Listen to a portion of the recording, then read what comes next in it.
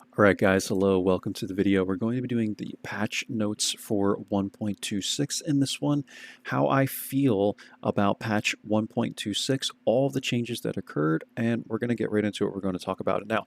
Before I get started, I would just like to note and emphasize that I am not like a big time community contributor. If you would like to see a much more professional video of all the changes in World of Tanks, you can obviously go and find a video by Wargaming themselves, or you can go watch like Skill for LTU or someone like that to give you a lot more information. This is mostly just to describe to my viewers, my subscribers, how I feel about the changes for me personally. And I'm not going to be going into detail about like everything that they've changed, right? And telling you all these things about like how it's going to change the game and all. This is mostly, I'm just going through all these changes, telling you how I feel because people are asking me, Whirls, how do you feel about this? How do you feel about that? And that's it. So again, if you want to click away from this video and go watch a more professional YouTuber, again, like Skill for LTU or someone of that sort, give you some better information and, basically display this in a better way, go for it. No problem at all. But for those that are returning viewers, my subscribers, and if you want to stick around and just watch my video on it, feel free to hang around. So I've opened like 4 tabs because I swear, man, Wargaming can't put this all into one page. They like even in the patch notes, there's no links or anything, so you kind of have to like click around a bit. That's one thing I can say. Like I wish they just did better on. But we're gonna start with the new Czech tanks, guys. There's 4 of them. There's the tier 7, 8, 9, and 10, and I believe it's the Skoda T25 that branches off at that tier 6 level and then goes to tier 7. The Skoda T17 is a good tank. I've played it maybe, I don't know, 50 or 60 battles so far, and it's a good tank. It's a little slow. It has 100 damage per shot and a 5-round like auto loader, and it's good. It's powerful. There's nothing wrong with it, in my opinion. It's just not nearly as fun as the 8, 9, and 10 because you have the burr gun. That's what I literally call the burr gun. It sounds like an A10 Warthog. If you guys have ever heard that noise, it's like a meme at this point. Like, all the guys are all into the A10 Warthog sound, and I don't blame them. It sounds really, really cool. But this thing literally sounds like an A10 Warthog, and it's so addicting to play. Really, the Blesk. Selma and Tessic, same thing, but I haven't played these tanks yet. I've only gone up to the tier 8, but they're basically the same thing, right? It's the same kind of gun. I think the caliber just gets bigger on the tier 9, and then on the tier 10, I think it's actually the same. But I have to take a look. That's why I told you guys, like, we're not going to go over everything. It would literally take me like an hour if we were to go over all of these vehicles, but I'm going to go through them quick on Tanks GG. But again, just to kind of tell you guys, if you haven't played these vehicles, the T17 is good. What I notice about these vehicles, though, is they're just slow. They don't lack, or rather, they lack mobility, right? Not severely, but enough where you're going to notice it compared to other light tanks. Like, I tried to make a couple plays in the Blesk, and by the way, I know I'm butchering the names of these vehicles. I'm not Czech, so I don't know how to pronounce these properly. I'm American. But with this vehicle, I've noticed that I've gotten myself into trouble so fast, man. Like, I've literally been killed in the first 30 seconds of the match a couple times because I didn't realize how slow it was, and people are just in place already to get shots on me, where I'm playing the T100 LT, and, like, I'm able to make these passes, and I'm completely fine. Or, like, even the EBRs, right? So you just have to know what you're playing, right? And this thing doesn't have very good mobility. So keep that in mind. But the gun on it is very, very powerful. And again, if you're starting with the T17, because I did play this, I didn't free XP. I'm sure people free XP'd all the way to like the Selma or the Tessic. Again, the T17 is good, man. You just have to stay alive to really make this thing work well because you have burst damage. Someone asked me, how does it stack up against the T71 Da? I would rather be in the T71 Da, but the playstyle is similar, right? Like the T71 Da has a 6-shell autoloader, and you have insane burst damage. So if you can stay alive, like you can do 500 damage in like 6 or 7 seconds, right? With the Skoda T17. So just use that to your advantage, right? You have really, really good burst damage, so stay alive and use it. So that's my recommendation for the Skoda T17. And again, like, you just have to understand what you're playing. These tanks kind of lack mobility. They have no armor, so don't try and do anything fancy. At least the tier 7 and tier 8, they have no armor. They're very vulnerable to HE, especially the Blesk, I noticed. You get ripped apart by HE. Also, with the Blesk, make sure that you load HE against tanks that have no armor, like the even 90. You will literally melt it off the map. The Scorpion G, Su-130, etc. RHM. All those vehicles, melt them off the map with the HE, so run Intuition. So now, just to further look at this, I'm just going to show you the Blesk, right? Because then you'll get an idea of how the other 3 play, and the Skoda is a little bit different. But basically, you have 140 shells, right? And these 140 shells do an average of 6 damage with the APs, 4 damage with the APCRs, and 12 damage with the HEs. Now, this is really important to note, and I really, really like this, and I would really like to emphasize how much I like this, guys. The fact that the APs do 6 and the APCRs do 4, right? And look at the DPM difference. You can see that. Look at that. So you're getting better penetration, right, with the APCRs, better shell velocity, but you're losing 2 damage every shell, which is considerable when you're talking about the clip size being 140. That's 280 damage you could be missing out on. So now there's incentive to fire the APs, which is why I play it with I think it's 6 clips of AP, 6 of APCR, and 2 of HE, or it's like 882. I play it like that because I actually want to try and do more damage, but I love that Wargaming did this, and I wish they would do this with basically every tank in the game, is lower the damage for gold rounds, but increase the pen, just like they did on the Su-100Y, right? It's similar. I don't know why Wargaming doesn't do this for like every tank in the game, you know? It doesn't even have to be this much, like just maybe 10%, reduce the damage by 10% and increase the pen by like 20%, or whatever the case is, guys, right? Like, they can even vote on, people can vote on those numbers or whatever, but I think it's just such a good idea, man. Like everyone, dude, this game has been around for like I've been playing it for like 10 years. It's been around for a lot longer than that, right? But everyone shoots the freaking gold shells now, the gold rounds, which by the way aren't even really gold rounds anymore. They're silver rounds because you can buy them with silver. It used to be you can only buy them with gold. Everyone shoots these, you know, on every tank. So just do this on every tank at this point, man. Like everyone can afford it pretty much, right? In my opinion. So that's how these vehicles are working, guys. But again, no armor. You also don't have a lot of HP. My HP, I could have sworn I have 950. This might be wrong, or maybe I'm wrong, but I could have sworn that I have 950 HP on my Blesk. So you don't have a lot of HP. Keep that in mind. You have no armor, and you are not that fast, guys. Like the mobility is really not that good. So just keep all this in mind, and the dispersion, like also not insane, but if it was insane, this thing would be really freaking OP. But just make sure you're utilizing these rounds, guys, and understand like these rounds, right?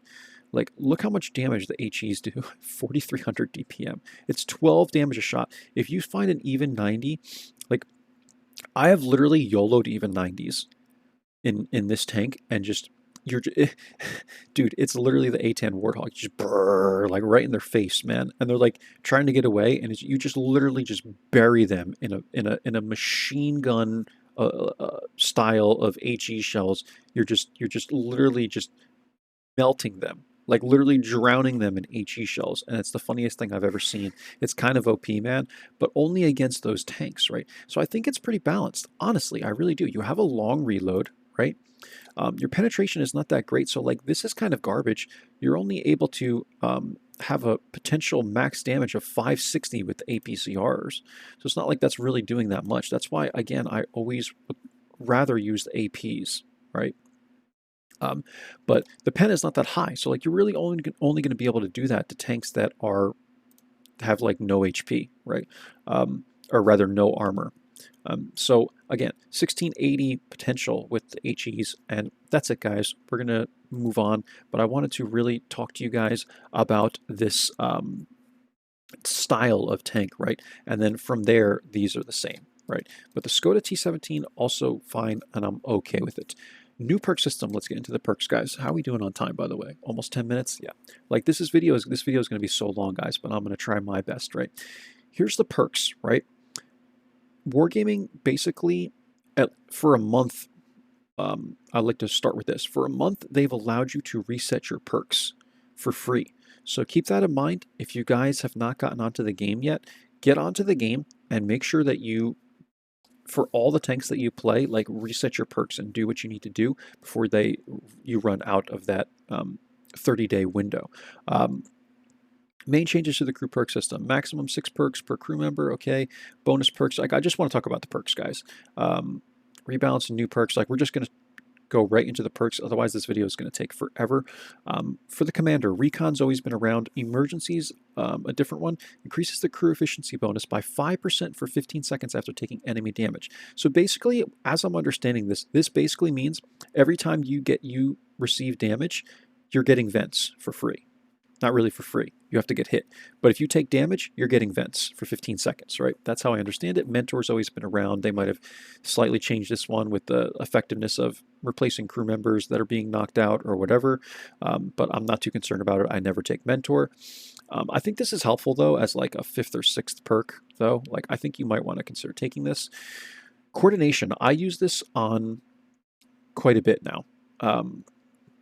Pretty much all my light tanks, and the reason for it is because whenever you spot someone now, this thing procs. It comes up. It goes coordination, coordination, coordination, and I like that. And someone even said on Reddit, like, I've found a use for one of the perks that people might not think about, and I'm like, oh, dude, I thought about it from day one. You know, like as soon as coordination came up, I'm like, okay, this is basically now, like, an alternative to Sixth Sense. Not really, because it doesn't mean you're spotted, but what I'm saying is anytime you spot someone, coordination comes up and it gives you that little, like, snapping noise or whatever it is, basically, right?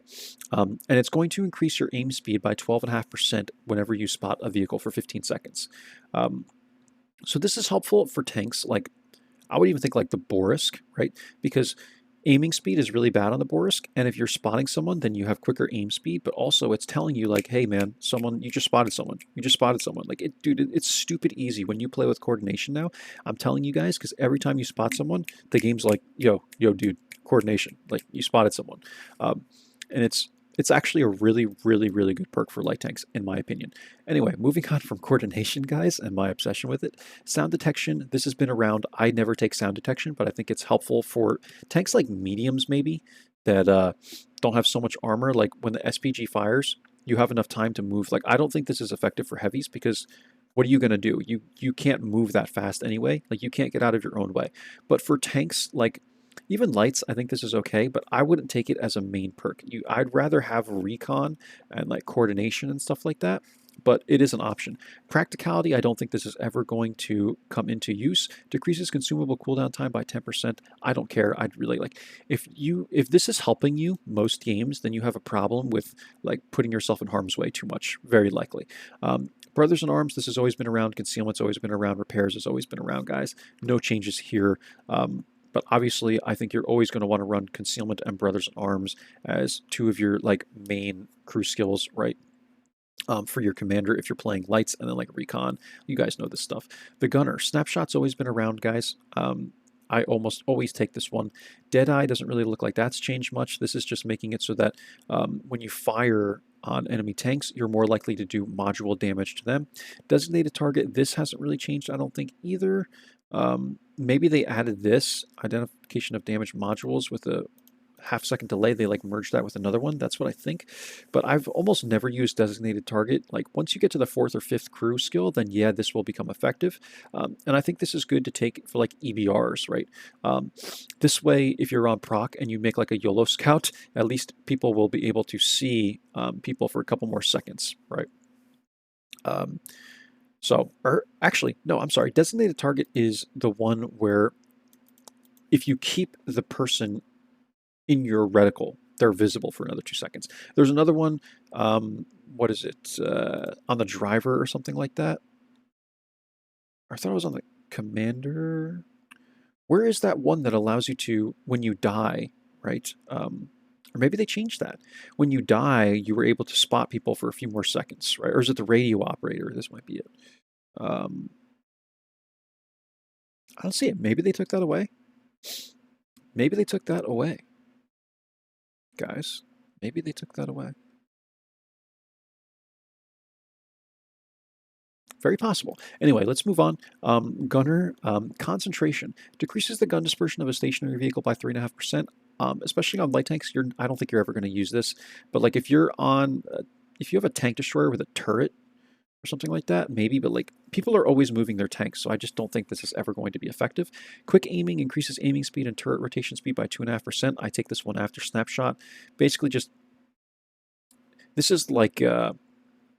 Aiming speed and turret rotation speed by 2.5%. It's basically like a quarter of IRM, right? That's really what this is doing, in my opinion. It's basically just like improved rotation mechanism. It's but quartered, right? Whereas with the improved rotation mechanism, this is 10%. You guys can correct me if I'm wrong, and hopefully I'm understanding this correctly, but I'm pretty sure that's all this is really doing. It's just, if you are running improved rotation mechanism, this would just improve it by a little bit more. If you're not, then you're just getting this very slight improved rotation mechanism type thing going on. Armor reduces the range of potential damage and penetration by plus minus 20% and decreases gun dispersion by 1.5%. I don't think this is very effective. I watched Skill for LTU's video on it, and he said this is good. I don't know about this, man. You know, because all it's really doing is just changing the RNG a little bit. Yeah, you're getting a little bit less dispersion. I think it just allows for a little bit more reliable of rolls, but I don't think this is a crew skill that you're going to take as like even the second or third, maybe the fourth or fifth or something like that. I just don't think it's that effective. Brothers in Arms concealment repairs, always been here. Driver, clutch braking, always been here. Smooth ride, always been here. I always take this one. Off-road driving is effective with tanks that are heavier and not quite as fast. Reliable placement is a new one. Increases HE shells damage absorption by 10% and decreases damage received from falling by 30%. Really, unless you're dumb, I don't think this is going to play much of a role. Increases HE shell damage absorption by 10%. So this basically means if you're playing like T95, I'd probably take this because HE shells aren't doing as much damage, and that's how I see it, you know, my opinion. But you guys, let me know if I make any mistakes here, but that's how I'm understanding this. Increases ramming damage, control impact. Increases ramming damage to enemy vehicles by 20%. Reduces ramming damage to your vehicle by 25% and to your suspension by 50%. I think they changed this a little bit. So now you're actually increasing your ramming damage by 20%, but reducing your damage by 25%. I think it used to be the same. But this is actually helpful as like a third or fourth skill for light tanks, depending on, like not for the even 90, right? But some light tanks that are heavier, because a lot of times what happens at the end of games, and you guys will think I'm crazy for this, but I swear this is a reliable perk because people will literally run after you. If you're a smart player and you get yourself into an area like slightly behind a rock or like on the bottom of a ridge line or something like that, people will like run after you, YOLO you, and try and like jump on you or ram you, and you can get extra damage and reduce the damage you take at the end of those games where you're just trying to get a little bit more, right? Engineer, I actually find this to be more effective than you'd think. Increases the top forward and reverse speed of your vehicle by 1 kilometer an hour. I'm not really concerned about the damage to engine penalty. This is actually helpful, and the reason I say that is because remember that vents and Brothers in Arms and all this help all of these perks. So you could get this up to like 1.2, 1.3 maybe kilometers an hour extra. Like that's not terrible when you think about it. Like that's really not terrible. You think like, all right, 1 kilometer, like really, like it might make a little bit of a difference, you know, in just getting the vehicle going a little better, right? Like it's just, that's what it does. And you have to keep in mind, this is not like the first perk you're going to take, but like, again, for like a third, fourth, fifth perk, you might want to consider running Engineer, especially for something like the Blesk, right? Because the Blesk is so freaking slow, man. And I actually do run this, I think right now as like my third or fourth crew skill. Again, BIA, concealment repairs, guys, all the same. Adrenaline Rush for the loader decreases gun loading time by 5% if your vehicle has under 25% of its hit points left. This changed. This used to be like 10% or something like that. I think this is actually slightly effective now to take. Again, third, fourth crew skill. Intuition should be your first here, and probably ammo tuning. We'll get into that. Safe stowage always been around 25% to ammo rack durability. Maybe they changed this number, but this is effective if you're in a tank that gets racked a lot. Intuition is going to be one of your best here. You always want to be able to change shell types. It depends on the vehicle though, but I think something like the Blesk, yeah, you're definitely going to want this. Like on the Borsk, I almost always run APCRs. So like something like that, maybe Intuition wouldn't really be that good, but Just something to note, guys. Perfect charge, I don't think this is really that effective. I do run it, I think, on the T100 LT or something like that, just because I have so many perks on that tank. But I don't really think perfect charge is doing much. Like, yeah, if you really want a little bit more shell velocity, maybe like the FV 4005, this would be good. Just so you can get those monster shots, monster shells or rounds rather, to the target a little faster. So maybe for like FE 4005, you know, or like big hitting, um, like let's say Waffle Panzer with the big gun, with big PP, right? The heat shells are kind of like, you know, so maybe the better shell velocity would help with that. Close combat, I don't think this is ever going to be effective enough. Decreases gun loading time by only 2.5% at distances of 50 meters or less. Basically, when you're in proxy range, that's the only time your gun loading is increasing. Are you going to face hug people the whole game? Like, this isn't worth it, man. Just, I wouldn't even take this. Ammo tuning increases minimum potential damage and minimum potential penetration by 2%.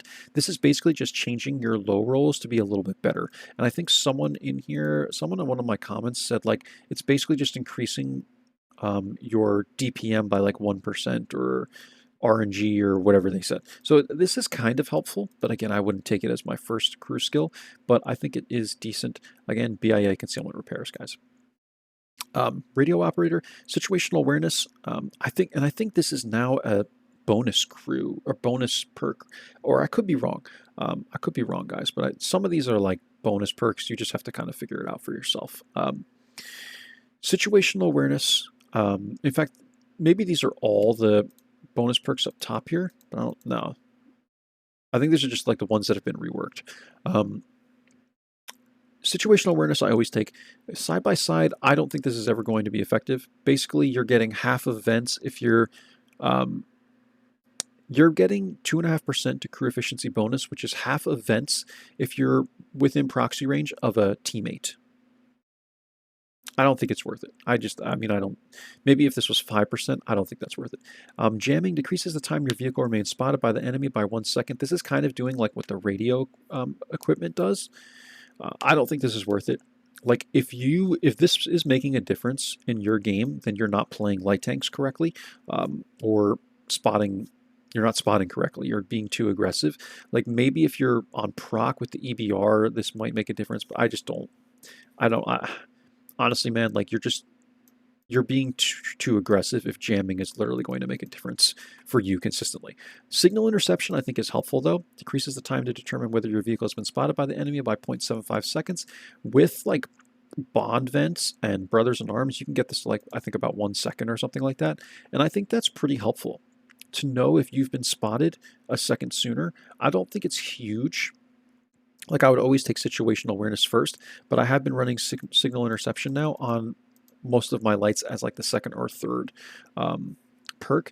And then this is the other one I was using. Increases crew efficiency bonus by 2.5% if the amount of damage you assist with exceeds your vehicle's initial hit points. So basically what this is saying is the T100 LT, for example, I think has 1500 HP. If you spot 1500 HP or more, you're basically permanently getting 2.5%, which is half events.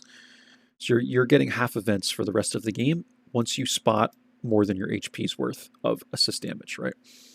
Firefighting, Brothers in Arms, Concealment Repairs, guys, all the same. That is the perks, and I like them. Overall, I like them. Again, I think coordination is great. I think emergency is better if you're playing like more brawling tanks.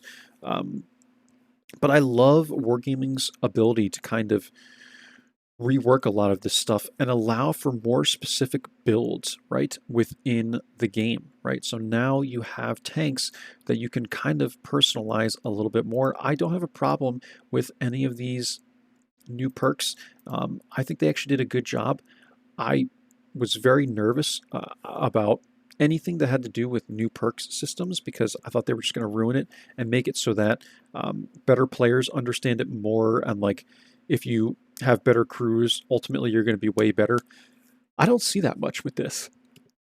Like, to me, the perks don't seem like they're good enough to, even if someone has 1 or 2 more perks than you, like it's good enough to carry a game, right? Or something like that over somebody else. They're definitely helpful, but it's not like these things are OP. Like, Snapshot is really good, you know. Situational awareness, I think, is really helpful for lights and stuff like that, but I don't think there's anything here that they really messed up on. But you guys let me know what you think. Again, I'm very happy with all of this. I think they did fine, and I like the new perk system. I don't love it necessarily, but I think it's good. I like it. I like it. If I said I love it, then I'm changing it to like, you know. So I think I did a pretty good job, though, and I'm very, very, very pleased with it. Okay, let's move on to... We're going to talk about the map changes. Let me go back to here. We'll go back through the map changes. They are Outpost, Oyster Bay, Mannerheim, Line Steps, Lakeville, Tundra, Studs, Abbey. I actually found these pictures initially on Facebook, but then I went to this page and I saw that they had this like slide thing, so we're just going to use this, right? So we're going to start on Mannerheim Line. They basically changed this shoreline. This is K6 and through J7 or whatever, to allow for a little bit more of a brawling sector here. And I think also what this is doing is it's keeping the heavies from this spawn here being able to do this. At least it's definitely looks like it's making it more difficult with all those rocks there and stuff. And now you have there's an ability now for these guys over here to, like, I guess, brawl in this area as well. So I think it just makes it more of a balanced brawling zone. I have no issues with this here, guys. I'm fine with it. All good. This is the one I'm questionable about because we saw this. I did a video on this months ago when Wargaming was coming out with these changes. Like, they were looking to make these changes. I like this. The only thing I don't like about it is that this bush changed. So notice that. See how the bush comes out to like here, right? And a lot of light tankers used to go like this. Well, now they changed it so that there's a little bit more cover here, but now the bush is all the way out here, which makes it more difficult for light tanks and more of like a brawling zone. Again, more brawling zones. Hip hip hooray. Thanks a lot, Wargaming. Just making everything a brawling zone, but I mean, that's what they do. And then this is the last change. This is just there was trees here before, right? And this base in particular on Mannerheim Line is the one that people are always camping in. And I think that they're just trying to change that because it's so hard to press this base. And a lot of times when I play on Mannerheim Line, that's what it ends up becoming. Like, if you're on the enemy team, you're just trying to push into the base area, and this team is just camping. Like, you're just camping, right? In all these bushes and stuff like that. So I think this is just taking away one of those spots. So you can't knock the trees. So I'm fine with it. I think it's fine. Oyster Bay, guys, how are we doing on time? 27 minutes. I'm sorry, guys. Like, there's a lot to talk about, right? Oyster Bay. So F6 is now going to be slightly changed. They're making these two little rocks here. So I guess all this is doing... Oh, I lost my pen. I don't know what happened to it. What happened to it? I can't get it. Anyway, I don't really need it, guys. I can use the cursor. Sometimes it just, when I hit it so many times, it just gets like locked up. Basically what this is doing now is just allowing people to brawl in this area, and I think it's making it so that it's a little bit easier maybe for someone to like pull up from this area and then get to the side or whatever. It just makes it so that you can, I don't know, try and get more creative in this area. Now this, I don't know where this came from. I guess this is in the middle rock formation, right, to go out. So it says here, cave now connects the upper and central subdirections in square F6, offering more varied gameplay by allowing direction changes. I wish they also put here like the map, you know, like the actual map, and put like a little red dot where it was. But as I'm understanding it, this is just going from like the higher to lower area on Oyster Bay, right? And it allows for a little bit more creative play, again, for the heavies and brawling tanks in that zone. I think it's fine. I think it's cool. It looks cool too. I think they did a good job here. This is the big change that I think is going to make a big difference for light tanks, and it's not what you would necessarily think from looking at this. This is becoming a little more of a brawling zone. Hip hip hooray! Thanks a lot, Wargaming. More brawling. You know, it's just like this is the way the game is. But if you notice over here, I keep thinking I have my pen. I don't know why it does that. It's really annoying. I really want to draw with my little pen, guys. But anyway, this is changing over here. Look at the bushes. See how these are changing? So the bush used to be here. You can pull up, right, like this and poke. And on the other side, do the same thing. Now they changed it so these bushes are higher up. I don't know why they did this. Just making it, again, more difficult for light tanks. Easier to get spotted. And you can also get spotted. So like if someone's over here now and you're not fully in the bush, you will get lit. But here's one other thing I did notice with this that maybe is actually better for light tanks. When you're advancing, it's actually easier. Like if I'm coming from this side, right? Um, if you're coming from this way, you can actually pull up here now, and it's easier to advance in a light tank and pull up into this bush, and then you can spot these guys over here a little bit easier, right? So maybe it's kind of helping and kind of taking away at the same time. But that's Oyster Bay, guys. Let's take a look at Outpost. All this is doing here is just making a better brawling zone for the tanks, for the heavy tanks, rather.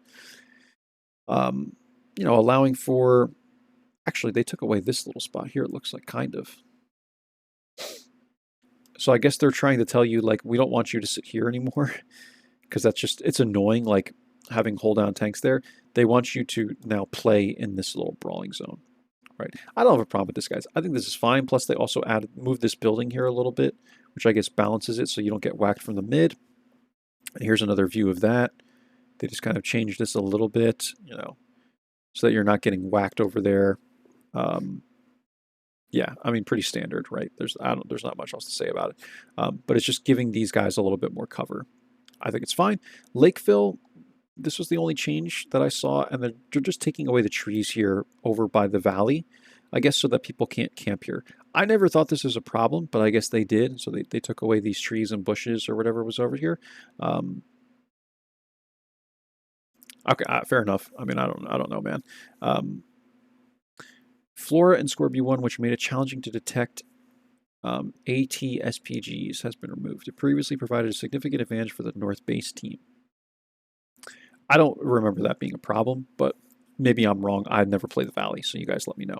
Finally, some minor adjustments have been made to the following locales. Studs, Steps, Tundra, Abbey. I don't think I've really seen these. Just small terrain adjustment on studs. K6.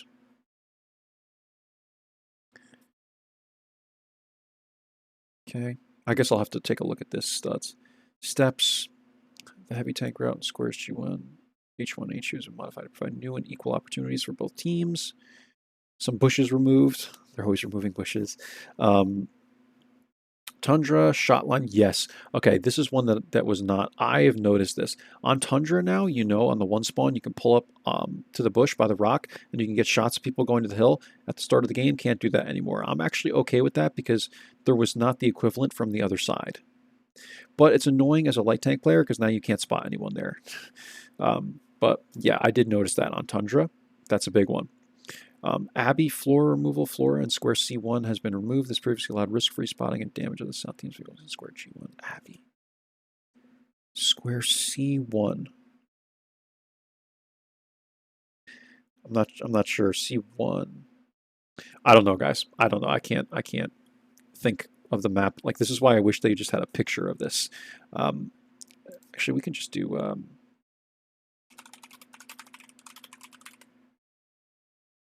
I think it's this one I want.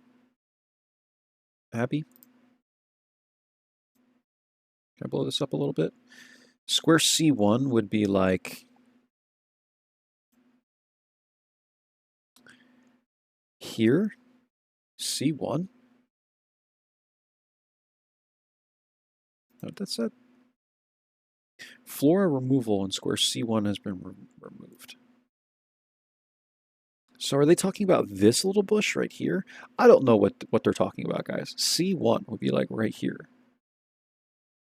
So I don't know, maybe like spotting people coming around the corner. I don't know. Like, I mean, I'm a light tank player, guys. Flora in square C1 has been removed. I never even knew this was a thing. Risk-free spotting and damaging of the south team's vehicles in square G1. G1 is like here or something like that. So I guess it was like, it had to do with the heavies being able to take shots without getting spotted at people in this area. I guess that's what it is. I don't play heavies enough. I didn't even notice this, guys. So this is why. I don't even think it's worth going into this, but I did it for you guys anyway. Other than that, yeah, steps. I mean, again, this is for heavies and stuff like that. And studs, this is the only one I have to try and figure out. Spotting issue fixed. The opportunity to spot vehicles in A5 has been removed from the position in C6 through the house windows. So I guess some people knew how to do that. I certainly did not. What else do we have to talk about here, guys? This has been a very, very long video, but I really wanted to give you guys all my thoughts. And that's why I had a big disclaimer at the beginning, like, you guys, if you're new to the channel, you don't have to stick around, because it's going to be quite unprofessional. But that's it. I saw they also added excellent fuel. I'm never going to use that. I'm always using my rations. Let's see. Or is this just for, was this just for Onslaught maybe? I don't know. I'm getting a little bit confused now. I know they did have a Watt Plus update. There's like this equipment assistant thing now. And what else here? I think that's pretty much it. The other thing I wanted to talk about, guys, they did buff the French light tanks.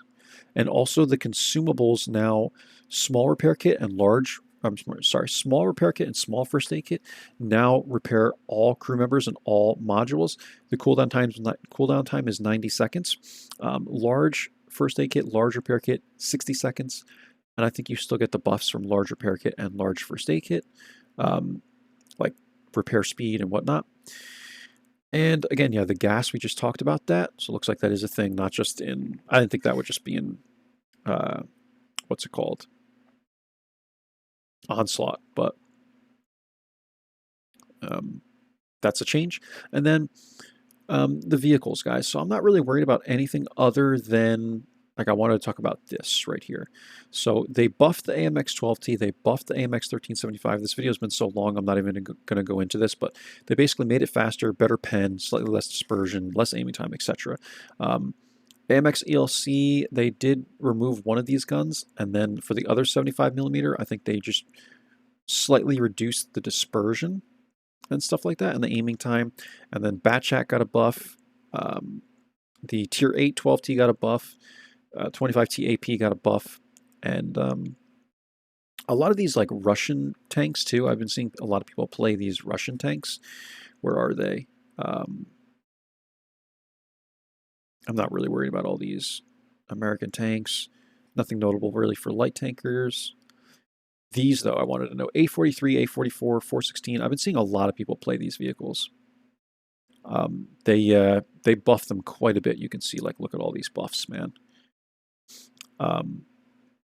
So feel free to check those out. And then they fixed some improvements. And that's it, guys. What do we do? We're over half an hour. I mean, geez, I thought this video was going to be under 30 minutes, but we went over everything, guys. We did all the perks. We did the map changes, everything else in here, all the notes. So, like, if you guys have any questions, let me know down below. But I think I've talked about, oh, the random events is one more thing I wanted to touch on. Pilsen, this roof collapse in the central hangar, I noticed this. It actually does help to make slightly more, like, additional plays in that area because it's wide open if you don't have this roof collapse, right? And I think it just allows for more progression, right, of the game. And I'm fine with these random events, man. Like, the random events have been fine. I just wish Wargaming would, instead of making all these random events, just make a new map, you know? But that's just me. The train movements, I actually noticed this could be effective on Pilsen. Like, there's a train that goes now parallel to the bush line. So if you go at the right time, I mean, you might be able to push. Maybe, I don't know. Like, it's thoughtful of Wargaming, but I just don't think people are really going to use it, like, at all, in my opinion. Malinovka, there's now a plane crash at the windmill. This is similar to Proc. It's just giving that area a little more cover and allowing for more brawling with the heavies. I was up there a couple times in a heavy so far. I have not had this random event happen to me, so I can't really talk about it, but I have seen it in a light tank from down below. I've seen the plane come down, and obviously there's, like, the thing on the map, right? Corellia, I have no idea what this is. I've never seen it. Bombardment and destruction of the bunker. Where's the bunker on Corellia? I don't know. You guys can let me know about this. I have no idea what this is, but let me know in the comments if you're watching the video up to this point, because this video is so freaking long, man, and I do apologize, guys, but I have not seen this yet, so I cannot talk about it. Is that everything, guys? I just want to make sure, like, I literally rather would go through everything and make sure I don't miss something in this video since it's so long at this point. Like,